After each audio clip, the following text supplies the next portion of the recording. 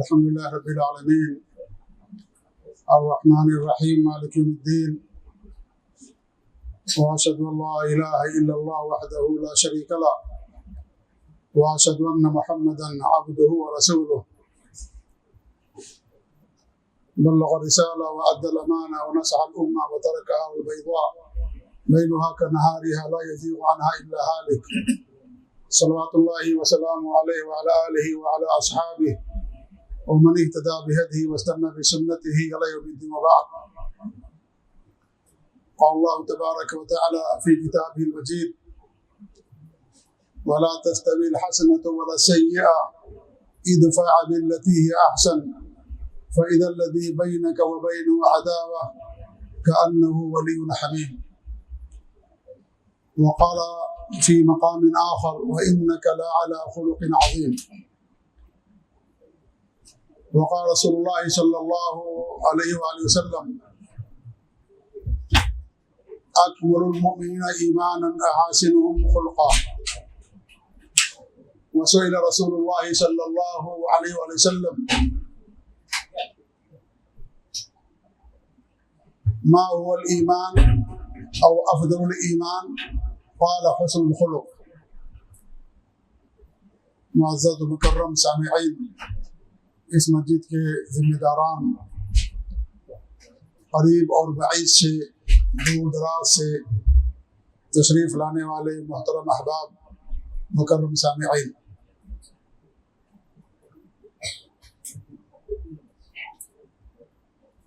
حسن اخلاق ہر معاشرے کی، ہر انسان کی ضرورت ہے۔ حسن اخلاق سے جو انسان عاری ہوتا ہے، اس کی مثال ایسی ہے جیسے درخت ہو اور اس میں سایہ نہ ہو اور اس میں پھل نہ آتا ہو۔ دنیا اس انسان کو خوبصورت کہتی ہے جس کے ہاتھ پاؤں خوبصورت ہوں، چہرہ خوبصورت ہو، آنکھیں خوبصورت ہو، لیکن اللہ کے نزدیک اصل خوبصورتی یہ ہے جس کے اخلاق خوبصورت ہوں، جس کا دل خوبصورت ہو، جس کے دل میں ایمان بستا ہو، جس کا دل کفر و نفاق سے، شرک سے، ریاکاری سے پاک ہو، جس دل میں اللہ کی محبت ہو، نبی سے محبت ہو، دین سے محبت ہو، جس دل میں آخرت کی فکر ہو، وہ دل اللہ رب العالمین کے نزدیک بہترین اور پاکیزہ دل ہے۔ اللہ تعالیٰ کے ارشاد ہے: یوم لا ينفع مال ولا بنون الا من اتى الله بقلب سلیم۔ جس دن نہ مال کام آئے گا، نہ اولاد کام آئے گی۔ ہم مال کے پیچھے حلال و حرام کی تمیز کے بغیر ہم اس کے پیچھے بھاگتے ہیں، جمع کرنے کی کوشش کرتے ہیں۔ یہ مال قیامت کے دن ہمارے لیے کام نہیں آئے گا، بلکہ اگر ہم نے اس کو حرام طریقے سے اپنایا ہے تو مال ہمارے لیے وبال جان ہوگا، اور اس کے تعلق سے دو سوال ہوگا: مال کیسے کمایا اور کہاں خرچ کیا؟ لہذا یہ مال قیامت کے دن کام نہیں آئے گا، اور نہ اولاد کام آئے گی۔ جس اولاد کی ہمیں فکر رہتی ہے، اس کے فیوچر کی، اس کے مستقبل کی، لیکن جو اصلی مستقبل ہے آخرت کی، اس مستقبل کی ہمیں بچوں کی فکر نہیں رہتی ہے۔ ہماری نظر دنیا پر ہے، ہم چاہتے ہیں کہ مرنے سے پہلے جائیداد چھوڑ کر کے جائیں، وراثت میں ہمارے بچے کو خوب مال ملے، جائیداد ملے، دولت ملے، گھر بار ملے، دکانیں ملے، محلات ملے۔ ہماری نظر دنیا تک ہے۔ دنیا کے بعد کیا؟ اصل دنیا تو اس کے بعد آنے والی ہے، مرنے کے بعد، برزخی زندگی کے بعد آخرت کی زندگی۔ یہ زندگی تو ختم ہو جائے گی، 60 سال، 70 سال، 80 سال، 100 سال، اس کے بعد ختم۔ اس زندگی کی ہمیں بڑی فکر ہے اپنے بچوں کی، اعلیٰ سے اعلیٰ تعلیم، بہترین گھر، محلات، لیکن اس کے بعد جو اصلی ہمارا گھر ہے، اس گھر میں محل کی ہمیں فکر نہیں رہتی ہے، نہ ہمارے بچوں کے لیے فکر رہتی ہے۔ جبکہ اللہ رب العالمین نے ہمیں حکم دیا: یا الذین آمنوا قوا انفسکم وَأَهْلِيكُمْ نَارًا، اے ایمان والو اپنے آپ کو اپنے اہل و عیال کو جہنم سے بچاؤ، جس کے دل انسان ہوں گے پتھر ہوں گے۔ اپنے آپ کو بھی جہنم سے بچانا ہے اور ہمارے جو ماتحت ہیں آل و اولاد ہیں ان کو بھی جہنم سے بچانا ہے۔ ہم صرف دیندار بن گئے، ہمارے بچے دیندار نہیں بنے، ذمہ داری ادا نہیں ہوگی۔ وَأَمُرْ أَهْلَكَ بِالصَّلَاةِ وَاصْطَبِرْ عَلَيْهَا، نماز کا اپنے بچوں کو بھی حکم دو اور اس پر قائم رہو۔ ہمارا حال یہ ہے کہ فجر کی نماز کے لیے تو ہم آ جاتے ہیں، لیکن اگر بچے ہمارے سو رہے ہیں ہم ان کو نہیں جگاتے ہیں، انہیں نماز پڑھانے کے لیے مسجد لے کر کے نہیں آتے۔ اس میں بچے کا قصور نہیں، اس میں ماں باپ کا قصور ہے۔ اللہ رب العالمین نے حکم دیا ہے کہ بچوں کو بھی حکم دو نماز پڑھنے کے لیے۔ وَكَانَ يَأْمُرُ أَهْلَهُ بِالصَّلَاةِ، اللہ رب العالمین نے حضرت اسماعیل علیہ السلام کے بارے میں فرمایا کہ اپنے اہل وال کو نماز کا حکم دیا کرتے تھے۔ تو اپنے آپ کو بھی جہنم سے بچانا ہے اور اولاد کو بھی جہنم سے بچانا ہے۔ صرف ہم نیک بن گئے، دیندار بن گئے، نمازی بن گئے، موحد بن گئے، نبی کی سنت پر عمل کرنے والے بن گئے، سچے پکے مسلمان بن گئے، یہ کافی نہیں ہے۔ ہمارے گردنوں میں ایک دوسری ذمہ داری بھی اللہ نے ہمیں دی ہے کہ اپنے اہل و عیال، آپ کے جو ماتحت ہیں ان کو بھی جہنم سے بچانا ہے۔ دوہری ذمہ داری ہے ہماری، اپنے نفس کی اصلاح، اپنی فکر، اپنے بچوں کی فکر۔ ہم بچوں کی فکر کرتے ہیں، بہت کرتے ہیں، لیکن دنیا کے لیے، آخرت کے لیے ہماری فکر نہیں ہوتی ہے۔ جو اصل زندگی آنے والی ہے ہمیں اس کی فکر کرنی چاہیے، اپنے بچوں کو آخرت سنوارنی چاہیے۔ وہی انسان کامیاب ہے جو اپنے بچوں کی آخرت کو سنوارتا ہے۔ صرف دنیا بنا کر کے چلے جائیں آپ اور آخرت اس کی صحیح نہ ہو تو بچہ آپ کے لیے نہ دعا کرے گا اور نہ ہی اس سے آپ کو کوئی فائدہ ہوگا۔ لیکن اگر آپ نے بچے کی اصلاح کی ہے، بچے کو دینی تربیت دی ہے، آپ کے مرنے کے بعد وہ بچہ آپ کے لیے صدقہ جاریہ بنے گا، آپ کے درجات میں، نیکیوں میں بلندی اور رفعت کا ذریعہ اور سبب بنے گا۔ اللہ کے رسول صلی اللہ علیہ وسلم کی حدیث ہے کہ اللہ رب العالمین ایک بندے کے اعمال کو، درجات کو بلند کرتا ہے تو کہتا ہے کہ بھائی میں نے تو کوئی عمل نہیں کیا، اللہ کہتا ہے تمہاری اولاد نے، فلاں اولاد نے تمہارے لیے دعا کی ہے۔ اور اللہ کے رسول صلی اللہ علیہ وسلم کی حدیث ہے کہ جب انسان مر کر کے جاتا ہے تو اس کے اعمال کے سارے دروازے بند ہو جاتے ہیں۔ 3 چیزیں ایسی ہیں جن کا دروازہ کھلا رہتا ہے، اور بھی وہ ساری چیزیں ہیں لیکن اس حدیث میں آپ نے 3 چیزیں بیان کی ہیں۔ ایک تو صدقہ جاریہ، نمبر 2 نیک اولاد جو اس کے لیے دعا کرے، اور تیسری چیز اور علم انتفع به، نفع بخش علم، علم چھوڑ کر کے جائے، کتاب لکھ کر کے جائے جس سے پوری دنیا فائدہ اٹھا رہی ہے، لوگ فائدہ اٹھا رہے ہیں۔ مدرسے کی تعمیر ہے جہاں بچے علم حاصل کر رہے ہیں، دین کا، کتاب و سنت کا اور توحید و سنت کا علم حاصل کرتے ہیں، اور علم حاصل کرنے کے بعد اس کی نشر و اشاعت کرتے ہیں۔ یہ فائدہ قیامت تک باقی رہے گا۔ جب تک وہ باقی رہے گا عمل، وہ کام، اس وقت تک اس کا اجر اور ثواب باقی رہے گا۔ تو ہمیں آخرت کی فکر کرنی چاہیے بچوں کے لیے، ورنہ یہ بچے ہمارے لیے کام نہیں آئیں گے۔ یوم لا ينفع مال ولا بنون الا من اتى الله بقلب سلیم، مگر جو قلب سلیم لے کر کے آئے گا وہ انسان کامیاب ہوگا۔ قلب سلیم کیا ہے؟ قلب سلیم وہ قلب ہے، وہ دل ہے جس دل میں اللہ کی محبت ہو، نبی سے محبت ہو، جو دل شرک سے پاک ہو، ریاکاری سے پاک ہو، حسد سے، بغض سے، نفرت سے، عداوت سے، دشمنی سے، کسی کو حقیر جاننے سے، ان تمام گندگیوں سے اور دل کی آلائشوں سے جو پاک ہو، دل ان گندگیوں سے جو دل پاک ہو، وہ دل قلب سلیم ہے۔ جب انسان کا دل صحیح ہوگا اس کے اعمال بھی صحیح ہوں گے۔ دل بادشاہ ہے، دل جڑ اور بنیاد ہے۔ جیسے ایک درخت ہوتا ہے، جس درخت کی جڑ جتنی مضبوط ہوگی اس درخت میں اتنی ہی شاخیں نکلتی ہیں، اس درخت کے اندر اتنا ہی پھل آتا ہے۔ اگر عمارت آپ کو 20-25 منزلہ کھڑی کرنی ہو، اسی کے مطابق انسان بنیاد ڈالتا ہے۔ اگر بنیاد کمزور ہوگی تو اونچی عمارت آپ اس کمزور بنیاد پر کھڑی نہیں کر سکتے۔ ایسے ہی جس انسان کا دل صحیح ہے، جس انسان کا دل پاک و صاف ہے، اس کے اعمال بھی صحیح ہوں گے۔ یہ ہمارا اعمال دل کے آئینہ ہیں۔ ہمارے دل میں کیا ہے، ہمارے اعمال اس کو لوگوں کے سامنے بیان کر دیتے ہیں۔ تو انسان کو دل کی اصلاح کی بڑی سخت ضرورت ہے۔ دل اگر صحیح ہو گیا تو انسان کا پورا جسم صحیح رہے گا۔ دل یہ بادشاہ ہے، ہاتھ پاؤں اس کے لشکر ہیں، دل جیسا حکم دیتا ہے ہاتھ پاؤں اس طریقے سے کرتے ہیں۔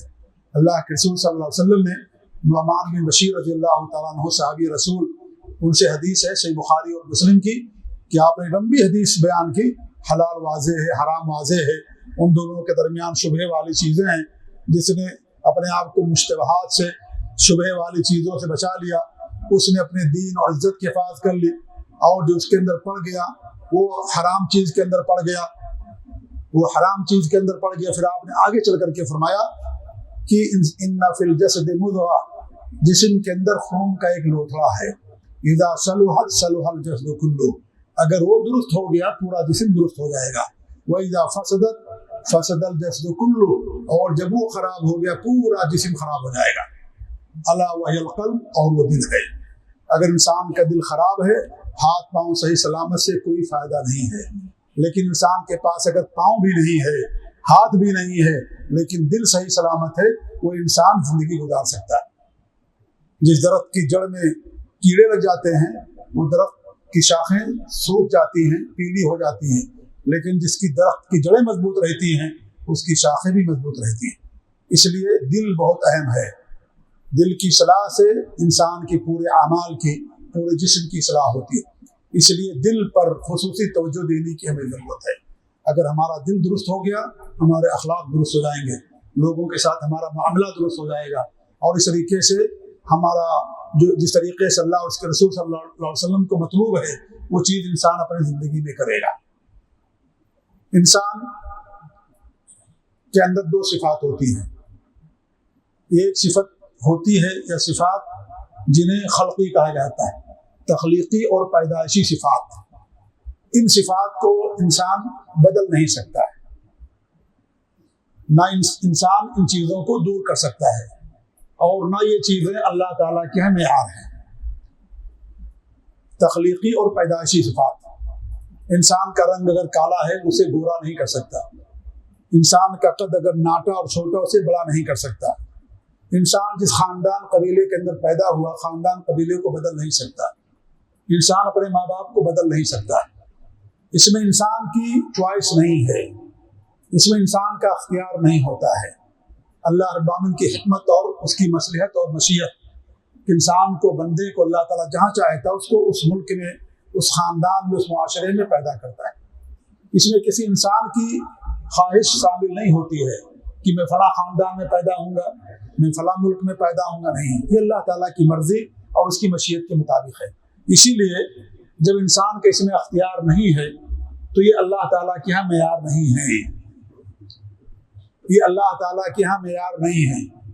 رنگ، خوبصورتی، مال، دولت، خاندان، قبیلہ، یہ ساری چیزیں اللہ تعالیٰ کے ہاں معیار نہیں ہیں، کیونکہ یہ انسان کے اختیار میں نہیں ہے۔ اللہ تعالیٰ جس کو جو چاہتا ہے وہ عطا کرتا ہے۔ دوسری جو صفات ہوتی ہیں وہ کسبی ہوتی ہیں۔ کسبی کا مطلب یہ ہے کہ انسان ان چیزوں کو حاصل کرتا ہے، اور یہ صفات دو طرح کی ہوتی ہیں۔ یہ صفات اچھی بھی ہو سکتی ہیں، بری بھی ہو سکتی ہیں۔ اگر آپ برے لوگوں کے ساتھ رہو گے تو بری صفت پیدا ہوگی، اچھے لوگوں کے ساتھ ہم رہیں گے ہمارے اندر اچھی صفات پیدا ہوں گی۔ تو یہ جو صفات ہیں، صفات کسبیہ، کسبی صفات، جسے انسان اپنے علم سے، تجربات سے، لوگوں کے ساتھ رہ کر کے حاصل کرتا ہے، ان صفات کو کسبی صفات کہا جاتا ہے۔ یہ صفات اچھی بھی ہو سکتی ہیں، بری بھی ہو سکتی ہیں۔ اگر اچھے لوگوں کے ساتھ رہیں گے اچھی صفات پیدا ہوں گی، برے لوگوں کے ساتھ رہیں گے بری صفات پیدا ہوں گی۔ ہمارے نبی صلی اللہ علیہ وسلم نے بڑی پیاری مثال دی ہے ان صفات کی، اور اس کی مثال دی ہے عطر فروش کی اچھی دوستی کی مثال، کہ مثل الجلیس الصالح کحامل المسک، کہ اچھی دوستی کی مثال عطر فروش کی ہے۔ آپ اگر کسی عطر فروش سے، خوشبو بیچنے والے سے، خوشبو کا سودا کرنے والے سے آپ کی دوستی ہے، آپ ان کے ساتھ اٹھیں گے، بیٹھیں گے، آپ کو خوشبو ملے گی، دل و دماغ معطر رہے گا، جب تک آپ اس کے پاس رہیں گے بدبو کا احساس نہیں ہوگا۔ وہ آپ کو ہدیے میں بھی دے گا، تحفے میں بھی دے گا، اور اگر نہیں دے گا جب تک آپ اس پر کے ساتھ رہیں گے آپ کا دل و دماغ جسم معطر رہے گا۔ یہ اچھی دوستی کی مثال ہے۔ اچھے انسان کے ساتھ رہیں گے آپ کے اندر بھی اچھے اخلاق پیدا ہوں گے، اور بری دوستی کی مثال ہمارے نبی نے دی لوہار کی یا اس کی بھٹی سے، کہ آپ کسی لوہار سے یا اس کی بھٹی کے پاس جائیں گے تو جب تک آپ وہاں رہیں گے آپ کو کوفتی ہی ہوگی، تکلیف ہی پہنچے گی، آپ کے کپڑے اس کی چنگاری جلا سکتی ہے، آپ کے ہاتھ میں دھو آ سکتا ہے، کپڑا جل سکتا ہے، خود آپ کو تکلیف ہوگی، آپ کو بدبو کا احساس ہوگا، آپ کو تکلیف پریشانی ہوگی۔ وہی مثال بری دوستی کی ہے۔ اگر انسان برے دوستوں کے ساتھ رہتا ہے تو انسان ان سے بری چیزیں سیکھتا ہے۔ تو یہ جو صفات ہیں یہ کسبی صفات کہلاتی ہیں جس کو انسان حاصل کرتا ہے۔ اللہ کے رسول صلی اللہ علیہ وسلم کی حدیث ہے، بچہ دین اسلام پر پیدا ہوتا ہے، توحید پر پیدا ہوتا ہے، فطرت پر پیدا ہوتا ہے، اور فطرت سے مراد دین اسلام ہے، کیونکہ ہر انسان کی فطرت اسلام ہے۔ ہماری روحوں نے عالم ارواح میں، عالم الست میں، جب اللہ رب العالمین حضرت آدم علیہ السلام کو پیدا کیا اور ان کو پیدا کرنے کے بعد ساری روحوں کو پیدا کیا، قیامت تک پیدا ہونے والے ہر انسان کی روح کو اللہ نے پیدا کر دیا حضرت آدم کی پیدائش کے بعد، ان کی تخلیق کے بعد۔ پھر اللہ رب العالمین نے سب سے عہد لیا، الست بربکم، کیا میں تم سب لوگوں کا رب نہیں ہوں؟ قالوا بلا، لوگوں نے کہا ضرور، ہم گواہی دیتے ہیں اے بار الہ تو ہی ہم سب کا رب ہے۔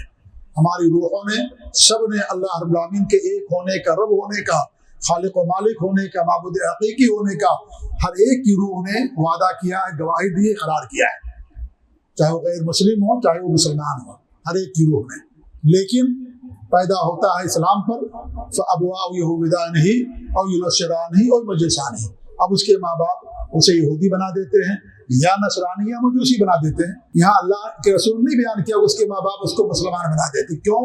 اس لیے کہ مسلمان بن کر کے پیدا ہی ہوتا ہے، اب وہ بری صحبت ملتی ہے اس کو، بری صحبت کی وجہ سے برا بن جاتا ہے، ماں باپ کا جو دین اور دھرم ہے اس دین اور دھرم کو استعمال اپنا لیتا ہے، تو انسان معاشرے سے متاثر ہوتا ہے، دوستوں سے متاثر ہوتا ہے۔ اس لیے ہمارے نبی کی حدیث ہے، اگر تمہیں کسی کے دین کو دیکھنا ہو اس کے دوست کے دین کو دیکھ لو، فَلْيَنْظُرْ مَنْ يُخَالِلُهُ، لہذا انسان کو کسی کو دوست بنانے سے پہلے سوچنا چاہیے، غور و فکر کرنا چاہیے کہ میں کس کو اپنا دوست بنا رہا ہوں، یہ میرے لیے فائدہ مند ہے یا میرے لیے نقصان دہ ہے، یہ اچھا انسان ہے اچھا انسان نہیں ہے۔ برا انسان اچھے لوگوں کے ساتھ دوستی نہیں ہو سکتی، اور اچھے انسان کی برے لوگوں کے ساتھ دوستی نہیں ہو سکتی ہے۔ اس لیے انسان اگر اچھے لوگوں کے ساتھ رہتا ہے تو وہ اللہ تعالیٰ اس کے اندر وہی اچھائی کی صفات پیدا کرتا ہے، نیک لوگوں کے ساتھ رہنے کی وجہ سے۔ اللہ کے رسول صلی اللہ علیہ وسلم کی حدیث ہے، ان اللہ لا ينظر الى صورکم ولا الى اموالکم ولکن ينظر الى قلوبکم واعمالکم، صحیح مسلم کی روایت ہے کہ اللہ رب العالمین تمہاری شکلوں کو، تمہاری صورتوں کو، تمہاری خوبصورتی کو، تمہارے مال کو نہیں دیکھتا ہے، اللہ تمہارے دلوں کو، تمہارے عمل کو دیکھتا ہے۔ عمل دل کا نتیجہ ہے، جیسا دل ہوگا ویسا عمل ہوگا۔ اگر دل پاک صاف ہے، صحیح ہے، تو عمل بھی آپ کا صحیح ہوگا۔ اگر دل میں فساد ہے، دل میں بگاڑ ہے، تو انسان کا عمل بھی اسی طریقے سے بگاڑ پر مشتمل ہوگا۔ یہ عمل نتیجہ ہے دل کا، دل جیسا ہوگا ویسا ہوگا۔ اگر آپ دل ایک برتن ہے، برتن میں اگر آپ شراب ڈالیں گے اس سے شراب ٹپکے گی، اگر اس برتن کے اندر زمزم کا پانی ڈالیں گے زمزم کا پانی ٹپکے گا۔ ایسے انسان کا دل ہے، دل آپ کا جیسا رہے گا اس طریقے سے انسان کے پاس عمل ہوگا۔ اگر دل درست ہے، اللہ کی محبت سے، نبی کی محبت سے، دین کی محبت سے لبریز ہے، عداوت اور بغض اور حسد دلوں میں نہیں ہے، تو انسان کے عمل سے بھی وہ چیز ظاہر ہوگی۔ اور اگر ہمارے دل کے اندر یہ ساری بدبودار چیزیں، ساری گندگیاں پر موجود ہیں، تو انسان کا عمل بھی اسی طریقے سے ہوگا۔ تو اللہ تعالیٰ کے ہاں معیار مال اور خوبصورتی حسب و نسب نہیں ہے۔ اللہ رب العالمین نے قرآن کے اندر فرمایا کہ تمہارا حسب نسب تمہیں جنت کے اندر داخل نہیں کر سکتا ہے جب تک انسان کے پاس عمل نہیں ہوگا، جب تک انسان کے پاس عمل نہیں ہوگا۔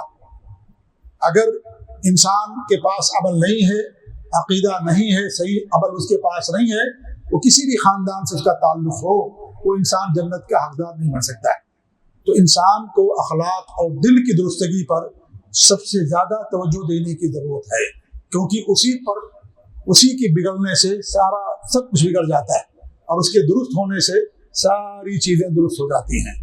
حسن اخلاق ہر انسان کی ضرورت ہے، معاشرے کی ضرورت ہے۔ جس معاشرے کے اندر حسن اخلاق نہ ہو، اس معاشرے کے اندر پیار اور محبت آپس میں باقی نہیں رہ جاتی ہیں، دشمنیاں پیدا ہوتی ہیں، عداوتیں جنم لیتی ہیں۔ اس لیے حسن اخلاق ہر ایک کی ضرورت ہے، ہر معاشرے کی ضرورت ہے۔ جس معاشرے کے اندر حسن اخلاق ہے اس معاشرے کے اندر آپ کو محبت نظر آئے گی، ایک دوسرے کا ادب احترام نظر آئے گا، ایک دوسرے کا تعاون نظر آئے گا، دینداری نظر آئے گی، اچھی چیزیں بھلائیاں آپ کو نظر آئیں گی۔ لیکن جس معاشرے کے اندر لوگوں کے اندر حسن اخلاق نہ ہو، وہاں دوریاں، نفرتیں، ایک دوسرے سے عداوت، ایک دوسرے سے بغض، یہ ساری چیزیں آپ کو نظر آئیں گی۔ حسن اخلاق اگر ختم ہو گیا امت بھی ختم ہو جاتی ہے۔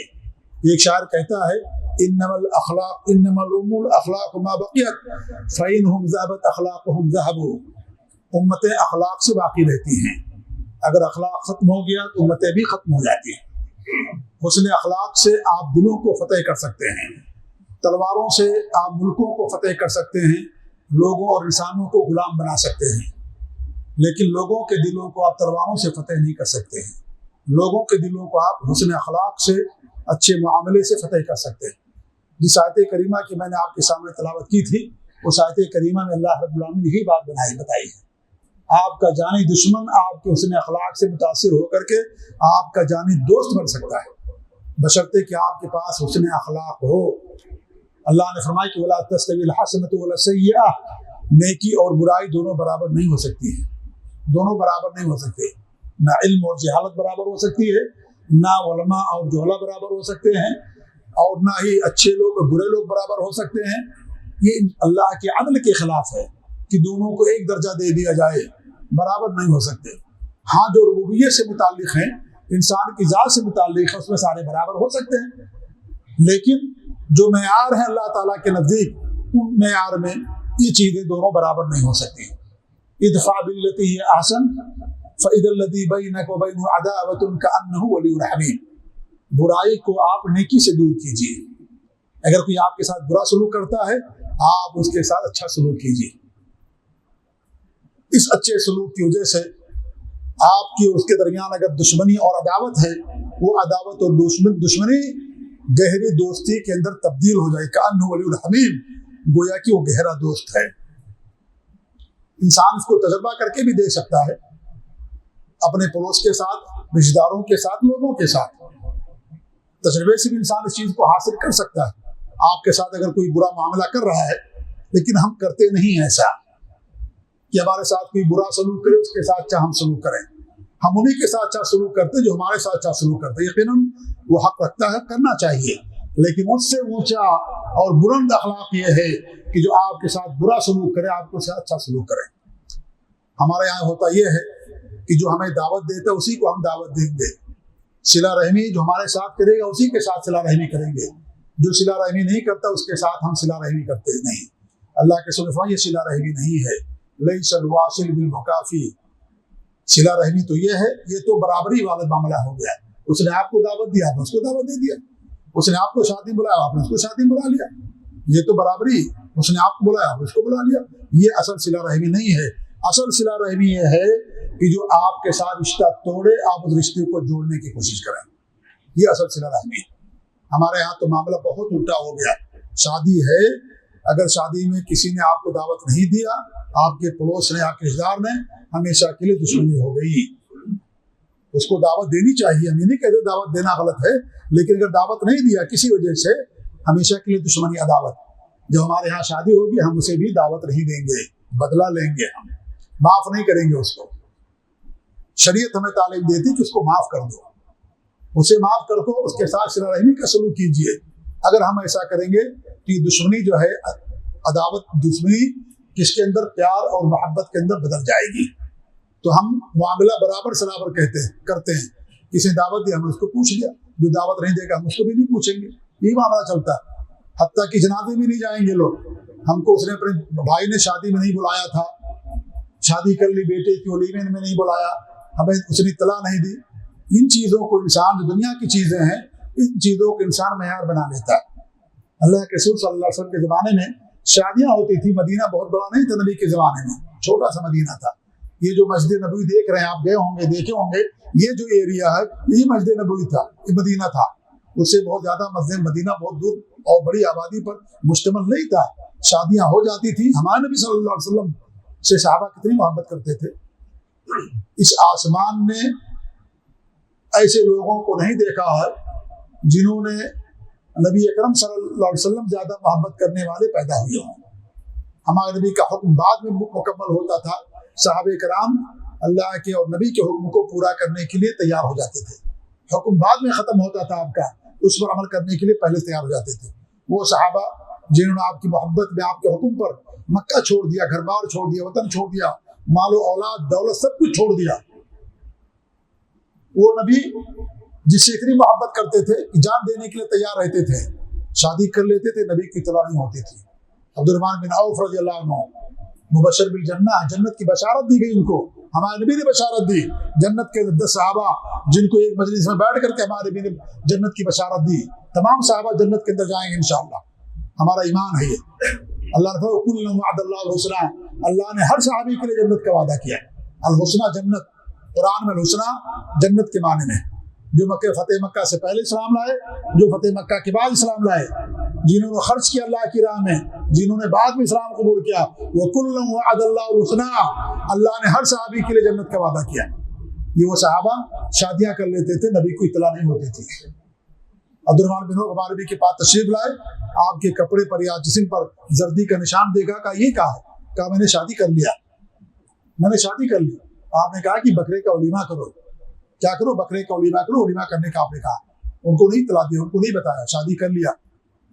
تو اس طریقے کا کیا نبی سے محبت نہیں تھی؟ ان کو بہت محبت تھی، بہت زیادہ آپ کی عقیدت تھی دلوں کے اندر، لیکن پھر بھی نہیں بتایا ان کو۔ لہذا اگر کوئی آپ کو نہ بلائے، آپ کا ساتھی، آپ کا گھر والے، آپ کے رشتہ دار یا آپ کا بھائی آپ کو شادی میں نہ بلائے، اسے آپ نفرت کا ذریعہ نہ بنائیے، اسے عداوت و بغض کا ذریعہ نہ بنائے کہ بھائی سے رشتہ توڑ لیں ہم، بھائی کے اب کسی شادی میں نہیں جائیں گے، بیمار ہو کے عیادت کرنے کے لیے نہیں جائیں گے، اس کے جنازے میں نہیں جائیں گے، نعوذ باللہ من ذالک۔ یہ سی چیزیں ہمارے اندر پیدا ہو گئی ہیں۔ تو یہ انسان اپنے حسن اخلاق سے لوگوں کے دلوں کو فتح کر سکتا ہے، لوگوں کے دلوں کو جیت سکتا ہے، لوگوں کو اپنا گرمیدہ بنا سکتا ہے، کیونکہ حسن اخلاق دنیا کی بہت عظیم دولت اور بہت عظیم نعمت ہے۔ حسن اخلاق کے ذریعے سے اللہ رب العالمین دین اسلام کو بھی دنیا کے اندر اس کو پھیلایا۔ اسلام تلواروں کے زور سے نہیں پھیلا ہے، جب آپ کو مجبور کیا گیا تلوار اٹھانے پر، آپ نے تلوار اٹھائی، ورنہ اسلام حسن اخلاق کے ذریعے سے پھیلا۔ آپ کے اخلاق سے لوگ متاثر ہو کر کے اسلام قبول کرتے تھے۔ انڈونیشیا دنیا میں سب سے بڑا ملک ہے مسلمانوں کے اعتبار سے۔ وہاں کے بارے میں یہ ہے کہ تاجر وہاں گئے عرب سے اور ان کے ساتھ اچھا معاملہ کیا، اچھا برتاؤ کیا، اور اس طریقے سے وعدے پورے کیے۔ وہ لوگ ان کے اخلاق سے متاثر ہو کر کے انہوں نے اسلام کو قبول کر لیا۔ پورا کا پورا جزیرہ، سارے کے سارے لوگ مسلمان ہو گئے۔ تو اس طریقے سے حسن اخلاق اس اسلام کی نشر و اشاعت کا ایک بہت بڑا ذریعہ تھا۔ لیکن آج بدقسمتی یہ ہے کہ ہمارے برے اخلاق اسلام کے پھیلاؤ میں ایک رکاوٹ بن گئے ہیں۔ اسلام کی نشر و اشاعت میں معنی بن چکے ہیں، رکاوٹ بن چکے ہیں۔ مسلمانوں کے اندر اتنی بدخلقیاں آ گئیں، اتنی بدعقیدگیاں آ گئیں، اتنے برے اخلاق مسلمانوں کے اندر آ گئے کہ آج لوگ ہم سے نفرت کرتے ہیں۔ وہی جو ہم سے محبت کرتے تھے، وہی جو ہمارے ساتھ اچھا سلوک کرتے تھے، ہمارے حسن اخلاق کو دیکھ کر کے اسلام قبول کر لیا کرتے تھے، آج وہی ہمارا اخلاق لوگوں کے درمیان اسلام قبول کرنے کے لیے ایک بڑی رکاوٹ بن گیا ہے۔ اس لیے بات میں بار بار کہتا ہوں کہ اگر ہم نے اپنے کسی مسلمان بھائی کے ساتھ برا سلوک کیا، یہ غلط ہے، جائز نہیں کرنا چاہیے۔ لیکن اگر کوئی ایسا کرتا ہے، اس سے اس انسان کی بدنامی ہوگی، اس شخص کی بدنامی ہوگی، اس سے اسلام بدنام نہیں ہوگا، اس سے نبی صلی اللہ علیہ وسلم کی توہین اور بدنامی نہیں ہوگی، کیونکہ وہ جانتا ہے کہ اس کا عقیدہ یا اس کا عمل ایسا ہے۔ وہ جانتا ہے، وہ مسلمان بھائی شخص کہ اسلام اس سے بری ہے، اسلام کی یہ تعلیم نہیں ہے کہ آپ کسی کے ساتھ بدخلقی سے پیش آئیں۔ اللہ کے رسول کہتے ہیں تبسم کا فی وجہ اخی کا صدقہ، آپ کسی سے ملیے، مسکراتے ہوئے ملیے، یہ بھی صدقہ آپ کے لیے۔ صدقہ صرف مال دینے کا نام نہیں ہے، صدقہ صرف خیرات کرنے کا نام نہیں ہے، صدقہ یہ بھی ہے کہ آپ کسی مسلمان بھائی سے، کسی سے بھی خندہ پیشانی سے مسکراتے ہوئے ملے، یہ بھی صدقہ ہے، یہ بھی نیکی ہے۔ معروف کا حکم دینا نیکی ہے، صدقہ ہے۔ لوگوں کو منکر سے، برائی سے روکنا صدقہ ہے۔ کسی کو راستہ دکھا دینا صدقہ ہے، کسی کو پانی پلا دینا صدقہ ہے۔ صدقہ صرف مال اور دولت خرچ کرنے کا نام نہیں ہے، صدقے کا معنی بہت وسیع ہے. صدقہ صدق سے ہے. ہر وہ عمل جو آپ دل کی سچائی سے کرتے ہیں وہ صدقہ کہلاتا ہے. آپ کسی کو بھلائی کا حکم دے رہے ہیں, آپ کسی کی مدد کر رہے ہیں, اچھا سلوک کر رہے ہیں, پیار محبت کے ساتھ پیش آ رہے ہیں, یہ صدقہ ہے. صدقہ صرف مال و دولت خرچ کرنے کا نام نہیں ہے, ورنہ بیچارے جن کے پاس مال نہیں ہے وہ صدقے سے محروم رہ جائیں گے. یہ صرف صدقہ نہیں, وہی صدقہ نہیں کہلاتا. صدقہ کے دروازے کھلے ہوئے ہیں. ہر نیکی صدقہ ہے, ہر نیکی صدقہ ہے. جو بھی اللہ آپ کو توفیق دے کر رہے وہ بھی صدقہ ہے. تو کسی سے خندہ پیشانی سے ملنا یہ بھی صدقہ ہے, یہ بھی نیکی ہے. راستے سے تکلیف دہ چیزوں کو اٹھا دینا یہ بھی صدقہ ہے. بلکہ ایمان کی شاخوں میں سے ایک شاخ ہے یہ. ہمارے نبی صلی اللہ علیہ وسلم فرماتے ہیں کہ ایمان کی 70 یا اس سے زیادہ شاخیں ہیں. اعلیٰ اور لا الہ الا اللہ, سب سے اونچی شاخ لا الہ الا اللہ کہنا, کیونکہ بنیاد ہے وہ ادنا حمایت الاذان طریق. اور سب سے کمتر اور نچلی جو شاخ ہے تکلیف دہ چیزوں کو راستے سے ہٹا دینا. آج ہمارا معاشرہ کیا مسلمانوں کا, تکلیف دہ چیزوں کو ہم راستے میں پھینکتے ہیں. گاڑی سے چل رہے ہیں, پانی پیا, شیشے کی بوتل ہے, ادھر سے پھینک دیا ہم نے راستے میں. کہاں پھینک دیا؟ روڈ پر پھینک دیا. ہم نے کتنے لوگوں کو دیکھا بمبئی میں رہتے ہوئے کہ انسان اوپر رہتا, اوپر سے کچرا نیچے پھینک دیتا ہے. 5ویں منزلے پر, 6 منزلے پر, اوپر سے کچرا انسان پولیتھین میں باندھ کر کے نیچے پھینک دیتا ہے. یہ میں نے اپنی آنکھوں دیکھا, آپ لوگوں نے بھی دیکھا ہوگا.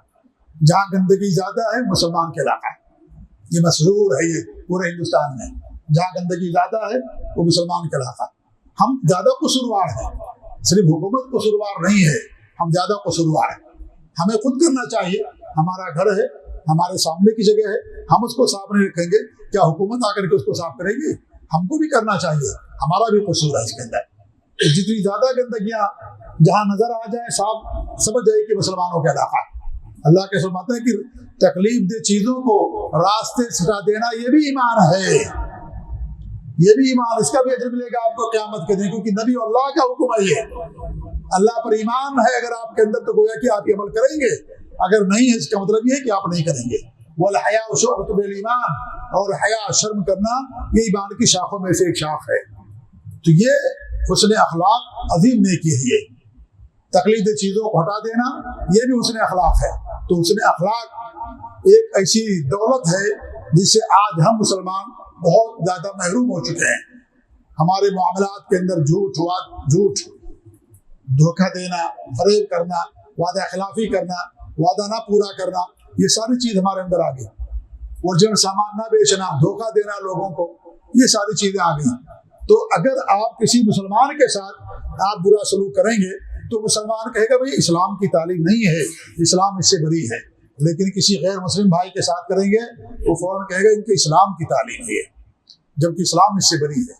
اس سے ہماری بدنامی نہیں ہوتی, اسلام کی بدنامی ہوتی ہے. اس سے ہمارے نبی صلی اللہ علیہ وسلم جو ساری کائنات کی رحمت بنا کر کے بھیجے گئے, آپ کا اتنا اونچا اخلاق تھا کہ اس آسمان میں آپ سے زیادہ اخلاق مند انسان کو نہیں دیکھا ہے, آپ سے بڑی ذات نہیں دیکھی. وہ ذات بدنام ہوتی ہے, نبی اکرم صلی اللہ علیہ وسلم بدنام ہوتے ہیں. اللہ نے فرمایا انک لعلی خلق عظیم, آپ اخلاق عظیم کی بلندیوں پر آپ فائز ہیں. بلند اخلاق اللہ رب العالمین نے آپ کو فائز کیا ہوا ہے. وہ شخصیت مجروح ہوتی ہے, وہ شخصیت بدنام ہوتی ہے ہمارے بدخلقی سے. اس لیے غیر مسلموں کے ساتھ ہمیں اور زیادہ اچھا برتاؤ کرنا چاہیے. سب کے ساتھ اچھا برتاؤ کرنا ہے, لیکن غیر مسلموں کے اور ساتھ. اللہ کے رسول کہتے ہیں المسلم من سلم الناس من یدہ ولسانہ, مسلمان وہ ہے جس کی زبان سے لوگ محفوظ رہیں, اس کے ہاتھ سے لوگ محفوظ رہیں. بعض روایتوں کے اندر مسلمان کا بھی لفظ آتا ہے کہ مسلمان اس کی زبان اور ہاتھ سے محفوظ رہیں, چونکہ مسلمان کا معاملہ مسلمان کے ساتھ زیادہ ہوتا ہے, اس لیے آپ نے ایسا فرمایا. تو ایسا نہیں کہ جو غیر مسلم کے ساتھ ہم برا سلوک کریں گے, جو برائی ہے کسی کے بھی ساتھ کریں وہ برائی ہوتی ہے, اس کا دھرم سے تعلق نہیں ہوتا ہے. حتیٰ کہ جانوروں کے ساتھ بھی کریں گے وہ برا سلوک مانا جائے گا. آپ جانور کو مارتے ہیں, اسے پانی نہیں پلاتے, اس کو اس کی طاقت سے زیادہ اس سے کام لیتے ہیں اور اسے کھانا چارہ پانی نہیں دیتے, یہ اس کے اوپر ظلم ہے, اس کے ساتھ یہ کرنا حرام ہے. جو چیز حرام ہے سب کے ساتھ حرام ہے. جھوٹ بولنا حرام ہے سب کے ساتھ, ایسا نہیں کہ صرف مسلمانوں کے ساتھ, غیر مسلموں کے ساتھ بھی جھوٹ بولنا حرام ہے. رشوت لینا حرام ہے سب سے, صرف مسلمان سے رشوت لینا حرام نہیں ہے, غیر مسلم سے بھی رشوت لینا حرام. سود حرام ہے, کسی سے بھی آپ لیں, مسلمان سے لیں, غیر مسلم سے لیں, کسی سے سود لینا دینا شریعت کے اندر حرام. چوری حرام ہے, ایسا نہیں کہ غیر مسلم گھر میں چوری کرنا آپ کے لیے جائز ہے. جو چیز حرام ہے سب کے ساتھ حرام ہے, یہ اسلام کا اصول ہے یہ کہ وہ چیز حرام سب کے ساتھ حرام ہے, آپ اس کو کسی کے ساتھ نہیں کر سکتے. اس کے لیے دین اور دھرم مانے نہیں ہوتا ہے کہ دھرم اگر اس کا صحیح نہیں ہے تو اس کے ساتھ برا سلوک کرنا, ایسا نہیں اسلام کے اندر. تو اگر ہم غیر مسلم کے ساتھ برا سلوک کریں گے ہمارا پورا دین اور نبی اکرم صلی اللہ علیہ وسلم کی ذات مبارکہ بدنام ہوتی ہے. آپ حسن اخلاق کی اہمیت کا اندازہ اس بات سے بھی لگا سکتے ہیں کہ اللہ کے رسول صلی اللہ علیہ وسلم فرماتے ہیں وہ اس طرح تم مکارم الاخلاق, میں اس لیے بھیجا گیا ہوں کہ مکارم اخلاق کی تکمیل کرو. آپ کے آنے سے پہلے دنیا کے اندر مکارم اخلاق موجود تھے, اچھے اخلاق موجود تھے. ان اچھے اخلاق کی تکمیل اور نئے اخلاق کی اپنے عمل کے ذریعے سے لوگوں کے اندر پھیلانا, یہ آپ کی دنیا میں آنے کی بعثت کا ایک مقصد یہ بھی تھا. جہاں آپ کا مقصد یہ تھا توحید کی دعوت دینا, ایک اللہ پر ایمان کی اور عبادت کی دعوت دینا, لوگوں کو شرک سے روکنا, بت پرستی سے روکنا, برے اخلاق اور بری اور رسم و رواج اور تمام چیزوں سے روکنا, وہیں آپ کے دنیا میں آنے کا ایک مقصد یہ بھی تھا کہ آپ مکارم اخلاق کی تکمیل کریں, مکارم اخلاق اچھے اخلاق کی آپ لوگوں کو دعوت دیں.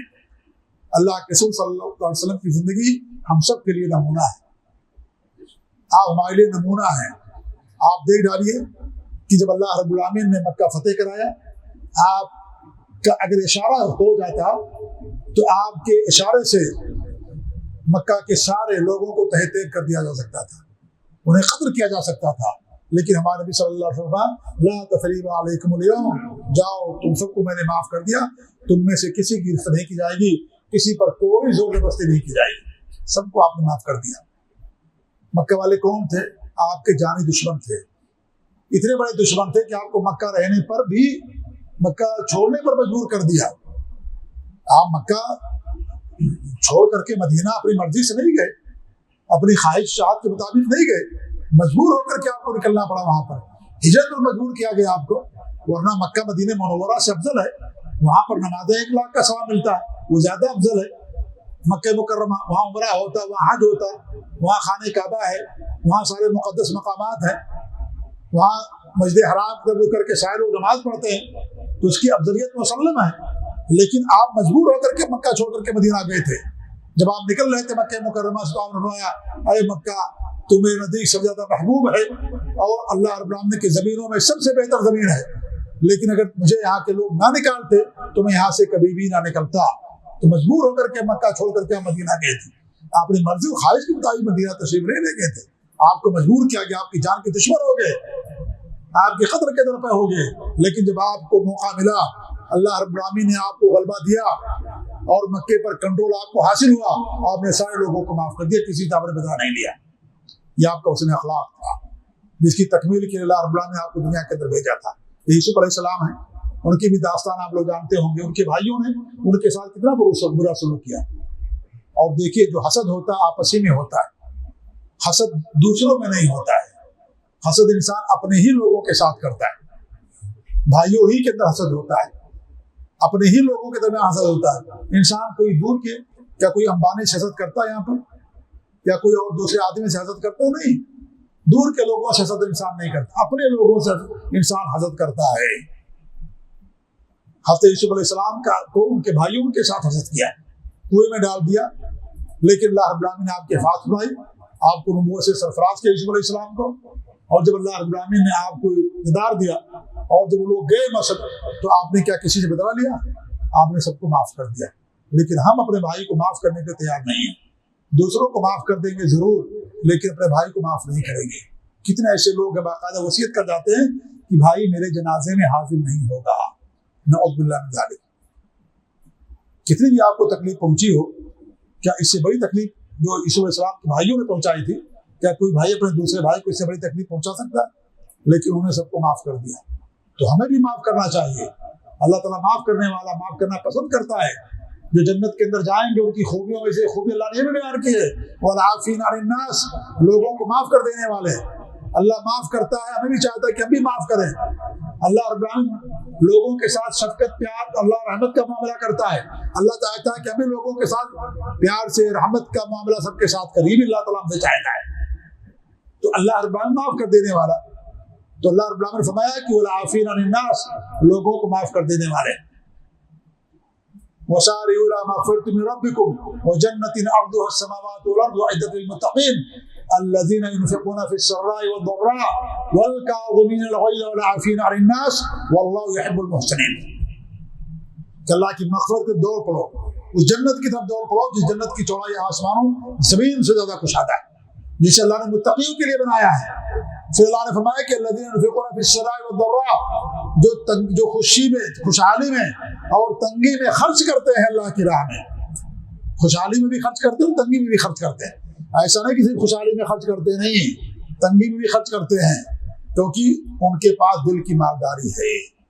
جو دل کا مالدار ہوتا ہے اسے فرق نہیں پڑتا ہے خوشحالی اور تنگی کا.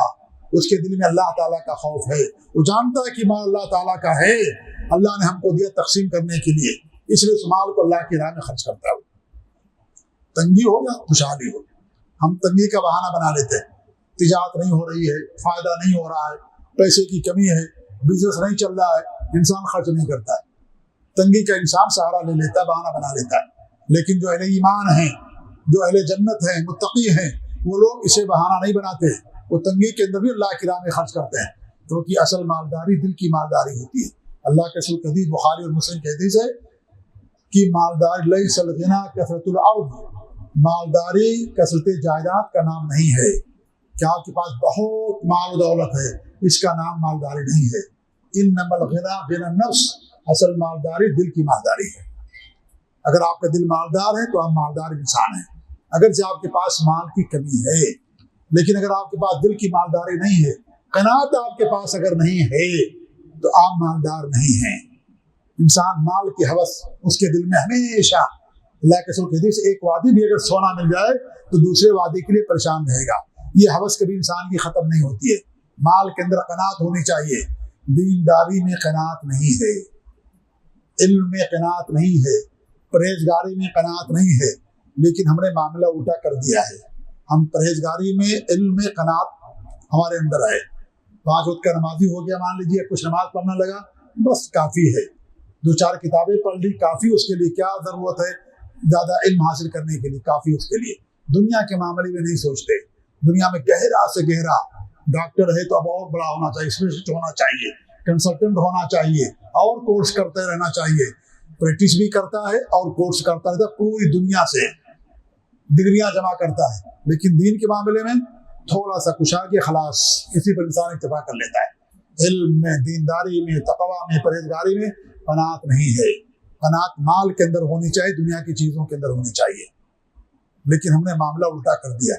ہم مال کے اندر قناعت نہیں کرتے. ہمارے ہاں کس کے اندر قناعت ہوتی ہے؟ علم کے اندر قناعت ہوتی ہے. تو اللہ کے رسول صلی اللہ علیہ وسلم کی حدیث ہے، مالداری مال کی کثرت کا نام نہیں ہے، وہ مالدار انسان نہیں ہے اگر اس کا دل مالدار نہیں. اس لیے آپ دیکھیں گے بہت سارے فقیر اور غریب ہوتے بھی مالدار رہتے ہیں.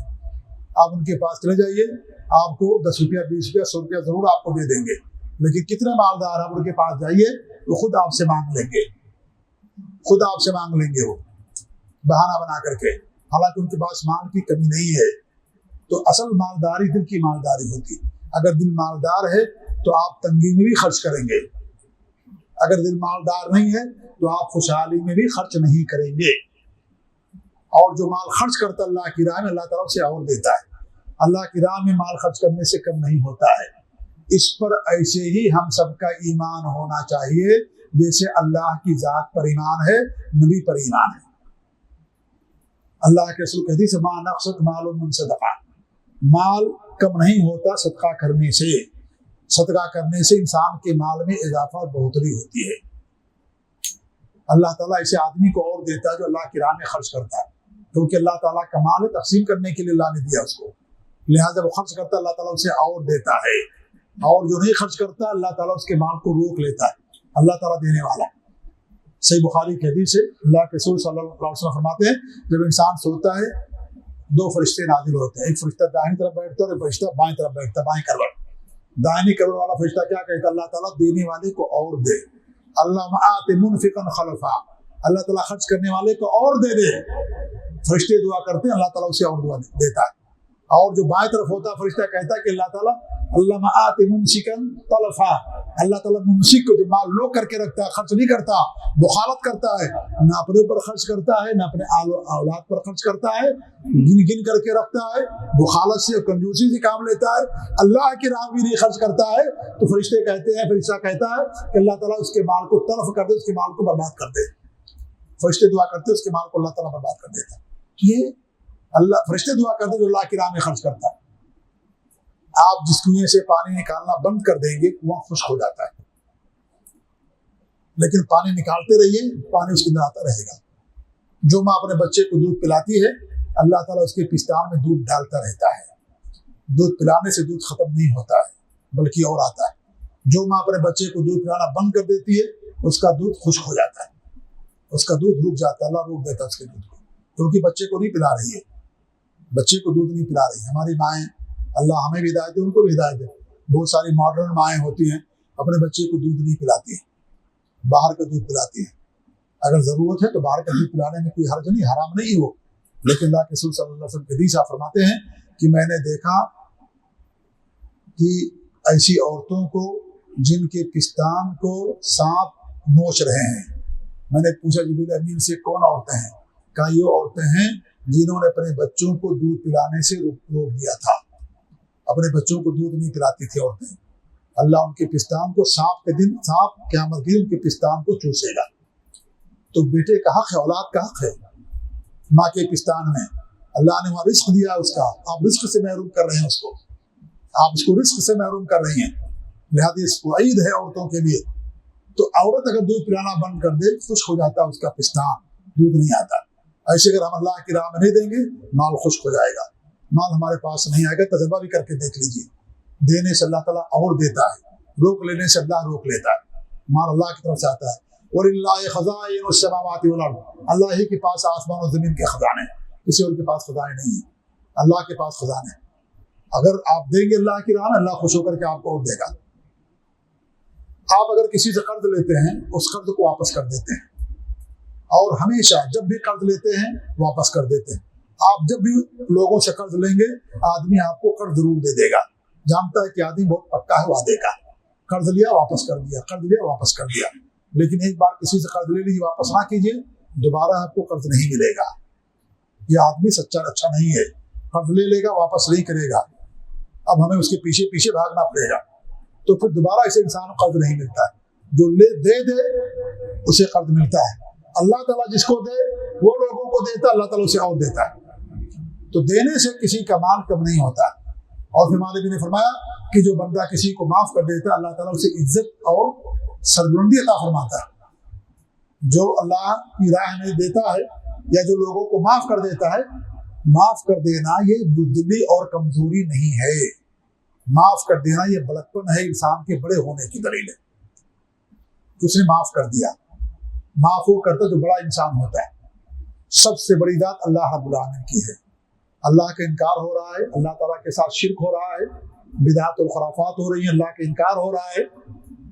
ہر طرح کے لوگ دنیا کے اندر موجود ہیں, لیکن کیا اللہ تعالیٰ ان کو سزا دے رہا ہے؟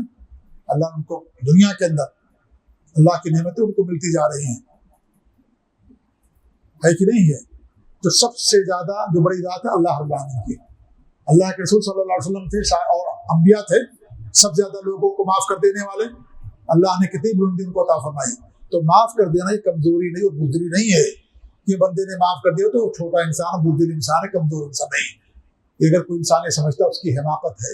معاف کر دینا بڑکپن کی دلیل ہوتی ہے. جو بڑا ہوتا ہے وہی معاف کرتا ہے. چھوٹا انسان, کم ظرف انسان کسی کو معاف نہیں کر سکتا ہے. جس کا ظرف اعلیٰ اور بلند ہے وہی لوگوں کو معاف کرتا ہے. تو اللہ ایسے لوگوں کو عزت اور سربلندی عطا فرماتا ہے جو لوگوں کو معاف کر دیتا ہے. وما تواضع احد لله الا رفعه, جو اللہ کے لیے تواضع اختیار کرتا ہے اللہ تعالیٰ اس کو بلندی عطا کرتا ہے, رفعت دیتا ہے. تواضع اور خاکساری انبیاء کی صفت ہے, اللہ کے نیک بندوں کی صفت ہے کہ انسان کے پاس تکبر نہیں آنا چاہیے, گھمنڈ انسان کے پاس نہیں آنا چاہیے. تکبر یہ ابلیس کی صفت ہے. اللہ نے حکم دیا سجدہ کرنے کا, ابلیس نے کہا نہیں ہم نہیں سجدہ کریں گے, انکار کر دیا. تکبر کیا اس نے؟ تکبر یہ ان لوگوں کی صفت ہے جو شیطان کے راستے پر چلتے ہیں. اس لیے قیامت کے دن اللہ رب العالمین ان کو ایسے ہی بدلا دے گا. یہ قیامت کے دن چوٹیوں کی شکل میں پیش کرے گا جو تکبر کرتے ہیں, دنیا میں تکبر کرتے ہیں, سینہ تان کر کے اپنے سامنے کسی کو نہیں سمجھتے. اللہ تعالیٰ قیامت کے دن کو حقیر بنا دے گا اور چوٹی کی شکل میں اللہ تعالیٰ ان کو قیامت کے دن اٹھائے گا. جو لوگوں کو حقیر سمجھتے تھے آج اللہ ان کو حقیر بنا دے گا, چوٹی کی شکل میں اللہ تعالیٰ ان کو اٹھائے گا. تو اس طریقے سے جو تواضع اختیار کرتا ہے انسان, اللہ تعالیٰ اس کو بلندی عطا فرماتا ہے. اللہ تعالیٰ اس کو عزت اور بلندی عطا کرتا ہے جو تواضع اختیار کرتا ہے. جس درخت کے اندر پھل لگتے ہیں ٹہنیوں میں, ٹہنیاں جھک جاتی ہیں, اور پھل نہیں لگتے ہیں تو ٹہنیاں نہیں جھکتی ہیں. تو اسی طریقے جس انسان کے اندر اخلاق آتا ہے, ایمان آتا ہے, وہ انسان اللہ کے لیے خاکسار بن جاتا ہے, اللہ کے لیے تواضع بن جاتا ہے. ہم نماز پڑھتے اپنے سر کو جھکا لیتے ہیں. اللہ کے لیے تواضع, اللہ کے لیے خاکساری, اللہ رب العالمین ایسے انسان کو بلندی عطا فرماتا ہے. تو بتائیے رہا تھا کہ حسن اخلاق بہت عظیم ترین نعمت ہے. حسن اخلاق کے دو پہلو ہیں. یہ دو چیزوں کے مجموعے کا نام ہے. ایک ہے بذل الخیر, لوگوں کے لیے خیر پہنچانا, لوگوں کے ساتھ اچھا معاملہ کرنا, اچھے اخلاق سے پیش آنا, ان کی مدد کرنا, خندہ پیشانی سے ملنا, سخاوت کرنا, فیاضی کرنا, ہر ممکن مدد کرنا, یہ بذل الخیر ہے. دوسرا کف الشر, لوگوں سے برائی کو روکنا, انہیں تکلیف نہ دینا, انہیں نقصان نہ پہنچانا, انہیں تکلیف نہ دینا, اپنے دلوں کو ان کے تعلق سے صاف رکھنا, دل صاف رکھنا ان کے تعلق سے. اللہ کے رسول حدیث ہے مومن کا آئینہ, مومن کے لیے آئینے کے مانند ہوتا ہے. ایسے آئینہ صاف, ایسے انسان کا دل پاک و صاف رہتا ہے. تو ایک مومن کے لیے انسان کا دل پاک و صاف رہے, ان کو کبھی شر نہ پہنچائے. اچھا انسان وہ ہے جو لوگوں کو خیر بھی پہنچاتا ہے اور جو لوگوں کو شر بھی روکتا ہے. اس کے بعد دوسرا انسان وہ ہے جو لوگوں کو خیر تو نہیں پہنچاتا لیکن شر بھی نہیں پہنچاتا. اس کے اندر کم سے کم ایک پہلو ہے کہ لوگوں کو تکلیف نہیں پہنچاتا, یہ بھی کم سے کم ایک اچھی بات ہے. برا انسان وہ ہے جو لوگوں کو خیر بھی نہیں پہنچاتا لیکن لوگوں کو شر پہنچاتا ہے, تو برا انسان ہوتا ہے. تو یہ دو چیزیں ہوتی ہیں. اور حسن اخلاق, یہ ساری باتیں ہماری جو ہوئی ہیں یہ مخلوق اور بندوں سے متعلق ہیں. حسن اخلاق ایک اہم پہلو ہے جو اللہ اور اس کے نبی کی ذات سے متعلق ہے. اس لیے میں نے جو حدیث آپ کے سامنے پڑھی اس میں اللہ کے فرماتے ہیں اکمل المؤمن ایمان حسن اخلاقا, کامل ایمان والا وہ ہے جو سے اخلاق والا ہے. لہذا اچھا اخلاق ایمان ہے. یہ ایمان انسان کا اگر درست ہے, اللہ رب العالمین کے ساتھ اچھا اخلاق ہے, یہ حسن اخلاق انسان کے لیے جنت کی ضمانت ہے. ممکن ہے بندوں کے ساتھ اچھے اخلاق والے ہوں, لیکن اگر ہمارا اللہ تعالیٰ کے ساتھ اچھا اخلاق نہیں ہے تو ایسا انسان کامیاب نہیں ہو سکتا, قیامت کے دن نہیں جا سکتا جنت کے اندر. اللہ تعالیٰ, کیونکہ سب سے زیادہ حق بڑا اللہ رب العالمین کا ہے. اللہ نے ہم کو پیدا کیا, ساری ضرورتیں ہمیں اللہ نے مہیا کی, اللہ نے ہمارے ہدایت کے دین نازل کیا, انبیاء نازل کیا, ہمارے نبی صلی اللہ علیہ وسلم مبعوث کیے گئے. لہذا اللہ رب العالمین کا حق سب سے بڑا حق ہے. اللہ کا حق یہ ہے کہ خالص اللہ تعالیٰ کی بات کرنا, اللہ تعالیٰ کے ساتھ شرک نہ کرنا, خالص نبی کی اتباع کرنا, نبی کی سنتوں کی توہین نہ کرنا, بدعات اور خرافات نہ کرنا. یہ نبی کے ساتھ حسن اخلاق ہمارا ہے, اللہ تعالیٰ کے ساتھ حسن اخلاق توحید ہے. اللہ کے رسول حدیث ہے اکمل ایمانا, کامل ایمان والا اچھے اخلاق والا ہے. لہذا اللہ تعالیٰ کے ساتھ ہمارا اچھا اخلاق. اللہ کے رسول پوچھا گیا ایل ایمان افضل, سب سے افضل ایمان کون سا ہے؟ ہمارے نبی نے فرمایا حسن الخلق, اللہ تعالیٰ کے ساتھ حسن اخلاق سے پیش آنا, اللہ تعالیٰ کے ساتھ حسن اخلاق سے. آج ہمارا معاملہ یہ ہم میں سے اکثر لوگوں کا کہ ہم اللہ تعالیٰ کے ساتھ بدخلقی سے پیش آتے ہیں. اللہ کے ساتھ بدخلقی یہ ہے کہ اللہ کی بات نہ ماننا, اللہ کی توحید پر نہ ایمان لانا, اس پر نہ ایمان لانا, یا اس کے بتائے ہوئے مطابق زندگی نہ گزارنا, شرک کرنا. کیونکہ شرک سے بڑا کوئی گناہ نہیں دنیا کے اندر. اللہ تعالیٰ ہر گناہ معاف کر دے گا لیکن شرک معاف نہیں کرے گا جب تک انسان توبہ نہیں کرے گا. اس وقت تک اللہ اس کی مغفرت نہیں کرے گا. ہر گناہ اللہ معاف کر دے گا لیکن شرک کبھی معاف نہیں ہوگا. ان اللہ لا یغفر الشرک بھی ویغفر ما دون ذلک لمن یشاء. اللہ ہر گناہ معاف کر دے گا لیکن شرک کو معاف نہیں کرے گا. انسان بندوں کے ساتھ اچھا اخلاق ہے, اس کا وعدہ پورا کرتا ہے, حسن اخلاق سے پیش آتا ہے, ان کی مدد کرتا ہے, لیکن اللہ رب العالمین کے ساتھ وہ شرک کا مرتکب ہوتا ہے. یہ دنیا والوں کے ساتھ حسن اخلاق آپ کو جنت کے اندر لے کر کے نہیں جائے گا. اللہ تعالیٰ کے ساتھ انسان کا حسن اخلاق ہے خالص اللہ کی بات کرنا, اللہ تعالیٰ کے ساتھ شرک نہ کرنا, किसी भी तरह का शिर्क, न अल्लाह की रुबूबियत में, न उसके अस्मा और सिफात में, न उसकी उलूहियत में, न उसकी इबादत में। तमाम इबादतों को खालिस अल्लाह के लिए करना, रोज़ा, नमाज, ज़कात, हज, कुर्बानी, तमाम इबादत को अल्लाह के लिए। कुल इन्ना सलाती व नुस्की व महयाया व ममाती लिल्लाहि रब्बिल आलमीन। आप कह दीजिए मेरी नमाज, मेरा मरना, मेरा जीना किसके? अल्लाह रब्बिल आलमीन के लिए। अल्लाह के घर का तवाफ, अल्लाह के लिए नमाज, अल्लाह के लिए रोज़ा, अल्लाह के लिए रुकू, अल्लाह के लिए सजदा, अल्लाह के लिए नज़र, अल्लाह के लिए तमाम चीज़ें जो इबादत हैं खालिस अल्लाह रब्बुल आलमीन के लिए करना, ये तौहीद कहलाता है। ये हुस्न अखलाक का सबसे ऊंचा दर्जा है जो अल्लाह रब्बुल आलमीन के साथ खास है। ये अगर तौहीद खालिस हमारे पास नहीं है, ये हुस्न अखलाक अगर हमारे पास नहीं है, बंदों के साथ हुस्न अखलाक का अल्लाह ताला के यहाँ कोई एतबार नहीं होगा, क्योंकि सबसे बड़ा हक अल्लाह रब्बुल आलमीन का है। तो ये हुस्न अखलाक सबसे अहम चीज़ है। तो हुस्न अखलाक बंदों के साथ, मखलूक के साथ और अल्लाह रब्बुल आलमीन के साथ हुस्न अखलाक। लिहाजा हमें दोनों को, हमारे अंदर दोनों हुस्न अखलाक होना चाहिए। हम पक्के मुवहिद भी हों, खालिस अल्लाह ताला की बात करने वाले, तौहीद वाले, सुन्नत वाले, नबी के तरीके पर चलने वाले, बिदात और खुराफात दूर रहने वाले, शिर्क से दूर रहने वाले, और इस तरीके से लोगों के साथ भी अच्छे अखलाक से पेश आने वाले। ये कामिल तरीन इंसान है, ये बहुत ही अहम इंसान है ये, जिसके अंदर दोनों अखलाक जमा हो जाए, ये इंसान जन्नत का हकदार बनता है। ऐसे इंसान को अल्लाह जन्नत से की मेहमान नवाजी अता फरमाता है। तो ये हुस्न अखलाक का वो पहलू जो आम तौर पर हमारी नज़रों से गायब रहता है, हमारी नज़रों से ओझल रहता है। हम ये समझते हैं कि हुस्न अखलाक का ताल्लुक सिर्फ और सिर्फ बंदों से है, सिर्फ लोगों के साथ है, मखलूक के साथ है। ऐसा नहीं है। अल्लाह के साथ हुस्न अखलाक का भी एक पहलू है कि अल्लाह ताला के साथ इंसान का हुस्न अखलाक हो, अच्छा अखलाक हो अल्लाह रब्बुल आलमीन के साथ, क्योंकि सबसे बड़ा हक उसका है। जब उसका सबसे बड़ा हक है तो लिहाजा उसके हक को अदा करना भी हमारे ऊपर वाजिब और फर्ज है। अगर हमने उसके हक को अदा नहीं किया और दुनिया के लोगों का हक अदा कर दिया तो क़यामत के दिन उसका कोई फायदा नहीं होगा। अल्लाह के रसूल सल्लल्लाहु अलैहि वसल्लम की हदीस है, जो मरा इस हालत में उसने अल्लाह रब्बुल आलमीन के साथ शिर्क किया, अल्लाह ताला उसको जहन्नम में दाखिल करेगा। और जिस हालत में मरा उसने अल्लाह रब्बुल आलमीन के साथ शिर्क नहीं किया, अल्लाह ताला उसे जरूर जन्नत के दाखिल करेगा। अगर उसके पास बुराइयां हैं, उसके पास खामियां गुनाह हैं, चाहे तो अल्लाह ताला माफ कर दे, और अगर नहीं माफ किया तौहीद है उसके पास, उसने शिर्क नहीं किया जिंदगी में, अल्लाह रब्बुल आलमीन उसको जरूर माफ करेगा, जन्नत के अंदर लेकर आएगा। अल्लाह के रसूल सल्लल्लाहु अलैहि वसल्लम की हदीस है, हदीस कुदसी है ये, कि अल्लाह ताला फरमाता है कि बंदा मेरे पास जमीन और आसमान की वसअतों के बराबर गुनाह लेकर के आएगा, लेकिन उसके पास एक नेकी है कि उसने शिर्क हमारे साथ नहीं किया, तो उतनी ही मग़फ़िरत लेकर के मैं उसे हाजिर होऊंगा, या उतनी मग़फ़िरत मैं उसके साथ करूंगा, क्योंकि शिर्क इंसान के सारे अमाल को बर्बाद कर देता है। अल्लाह ने फरमाया कुरान के अंदर 18 नबियों का जिक्र किया, हुफ़ाज़े किराम जानते हैं, 18 नबियों का अल्लाह ने जिक्र किया और कहा वलौ अशरकू लहबिता अन्हुम मा कानू यअमलून, अगर ये शिर्क करने अल्लाह उनके सारे अमाल को बर्बाद कर देगा। अल्लाह ने फरमाया सूरह ज़मर पे नबी के बारे में, वलक़द ऊहिया इलैका व इलल्लज़ीना मिन क़ब्लिक लइन अशरकता लयहबतन्न अमलुक व लतकूनन्न मिनल ख़ासिरीन। हमने आप की तरफ वही की है, आपसे पहले जितने नबी दुनिया के अंदर आए सब की तरफ वही की थी, अगर तुमने शिर्क किया अल्लाह तुम्हारे सारे अमल को बर्बाद कर देगा और तुम खसारा पाने वाले में से जाओ। नबी शिर्क नहीं कर सकता, नबी के जरिए समाज लिए तंबीह है, उम्मत के लिए तलक़ीन है, हम उम्मत को हुक्म दिया जा रहा है कि शिर्क से बचना, अगर शिर्क से नहीं बचोगे अल्लाह ताला तुम्हारे सारे अमाल को बर्बाद कर देगा। इंसान ज़ना करता है, इंसान चोरी करता है, बेईमानी करता है, रिश्वत लेता है, सूद लेता है, उसकी दीगर नेकियां बाकी रहती हैं, उसका हज बाकी रहता है, उसकी नमाज बाकी रहती है, उसका तवाफ और उम्रा और हज, कुर्बानियां, तमाम नेकियां उसकी बाकी रहती हैं। अल्लाह उसको ज़ाया बर्बाद नहीं करता। लेकिन एक इंसान हज भी करता है, नमाज़ें भी पढ़ता है, चाहत गुजार भी है, सब कुछ नहीं क्या करता है और अल्लाह ताला के साथ शिर्क करता है, तो अल्लाह रब्बुल आलमीन उसके सारे अमल को बर्बाद कर देगा।